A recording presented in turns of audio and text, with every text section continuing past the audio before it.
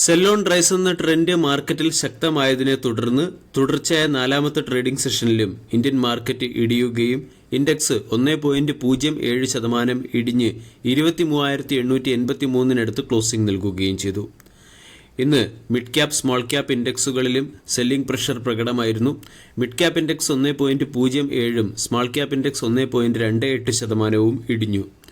Sectorial ഇൻഡിസസുകൾ പരിശോധിച്ചാൽ Nifty PSE index ആണ് ഇന്ന് ഏറ്റവും അധികം ഇടിഞ്ഞത്. PSE ഇൻഡെക്സ് 2.41% ഇടിഞ്ഞു. Nifty auto, Nifty PSU bank തുടങ്ങിയ ഇൻഡെക്സുകൾ 2% ഇടിഞ്ഞു. Nifty FMCG, Nifty metal, Nifty energy, Nifty consumer durable തുടങ്ങിയ സെക്ടറുകൾ 1.5% ഇടിഞ്ഞു. IT സെക്ടർ ഒഴികെ മറ്റ് പ്രധാന സെക്ടറുകളെല്ലാം തന്നെ ഇന്ന് നെഗറ്റീവ് ടെറിട്ടറിയിലാണ് പ്രവർത്തനം അവസാനിപ്പിച്ചത്. നിഫ്റ്റി 50യിലെ 50 സ്റ്റോക്കുകളിൽ 44 സ്റ്റോക്കുകളും നെഗറ്റീവ് സൈഡിൽ ക്ലോസിംഗ് നൽകി. Britannia industries Q2 estimate miss ചെയ്തതിനെ തുടർന്ന് 7.5% ഇടിഞ്ഞു. Bharat electronics 3.2%, NTPC, HDFC bank, Asian paint, SBI, Tata motors, Bajaj auto, Shriram finance, Maruti Suzuki തുടങ്ങിയ സ്റ്റോക്കുകളെല്ലാം തന്നെ 1%-ലേറെ ഇടിയുകയും ചെയ്തു. ആദ്യം തന്നെ മാർക്കറ്റ് ഇടിഞ്ഞതിന് പിന്നിൽ അനലിസ്റ്റുകൾ പറയുന്ന ചില കാരണങ്ങൾ മനസ്സിലാക്കാം. ഒന്നാമത്തേത് PSU സെക്ടറിലെ സ്റ്റോക്കുകളിൽ വന്ന ഹെവി സെല്ലിംഗ്.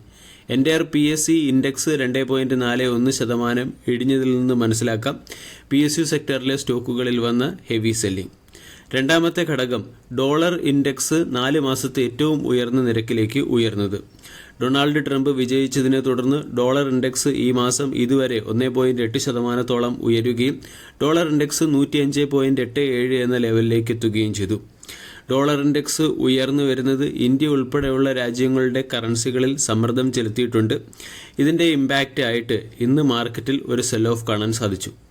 കൂടാതെ 2024 പ്രസിഡന്റ് തെരഞ്ഞെടുപ്പ് വേളയിൽ അമേരിക്കൻ പ്രസിഡന്റ് പറഞ്ഞിരുന്നു ചൈനയിൽ നിന്നുള്ള ഇമ്പോർട്ടുകൾക്ക് മുകളിൽ 60% താരിഫ് ഉയർത്താനും അമേരിക്കയുടെ കോർപ്പറേറ്റ് ടാക്സ് 21% നിന്നും 15% കുറയ്ക്കാനും തീരുമാനിച്ചിരുന്നു. ഇതിന്റെ പശ്ചാത്തലത്തിൽ അമേരിക്കൻ മാർക്കറ്റിലേക്ക്, അതായത് സേഫായ അമേരിക്കൻ മാർക്കറ്റിലേക്ക് നിക്ഷേപകർ കൂടുതൽ ഇൻവെസ്റ്റ്മെന്റ് നടത്തുന്നത് ഇന്ത്യ ഉൾപ്പെടെയുള്ള മാർക്കറ്റിൽ പ്രോഫിറ്റ് ബുക്കിങ്ങിന് പിന്നിലെ പ്രധാന കാരണമായി പ്രവർത്തിക്കുന്നു. നാലാമത്തെ കാരണം ഫോറിൻ പോർട്ട്ഫോളിയോ ഇൻവെസ്റ്റേഴ്സിന്റെ സെല്ലിംഗ് തന്നെയാണ്.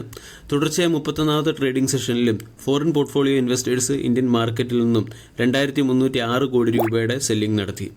ഒക്ടോബർ മാസത്തിൽ ഇതുവരെ foreign portfolio investors 1.14 lakh crore രൂപയുടെ സെല്ലിംഗ് ആണ് നടത്തിയത്.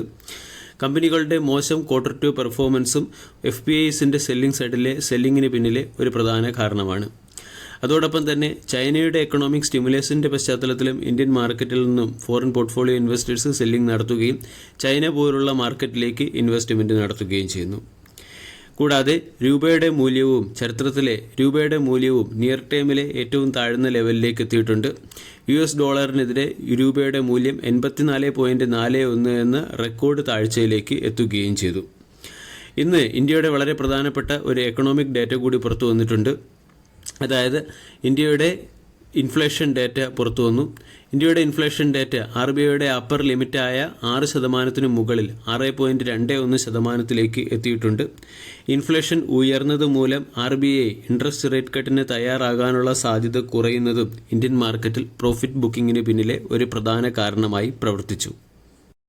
24,000 എന്ന പ്രധാന സൈക്കോളജിക്കൽ സപ്പോർട്ട് നഷ്ടമായതിനെ തുടർന്ന് മാർക്കറ്റിൽ സെൽ ഓൺ റൈസ് എന്ന ട്രെൻഡ് ശക്തമായിട്ടുണ്ട്. 23,800 മാർക്കറ്റ് ട്രേഡ് ചെയ്യുന്നു. 23,500 200-ഡേ എക്സ്പോണൻഷ്യൽ മൂവിംഗ് ആവറേജ് റേഞ്ചാണ്. 200-ഡേ എക്സ്പോണൻഷ്യൽ മൂവിംഗ് ആവറേജ് റേഞ്ച് ആയിരിക്കും ഇനി പ്രധാന സപ്പോർട്ടായി പ്രവർത്തിക്കുക.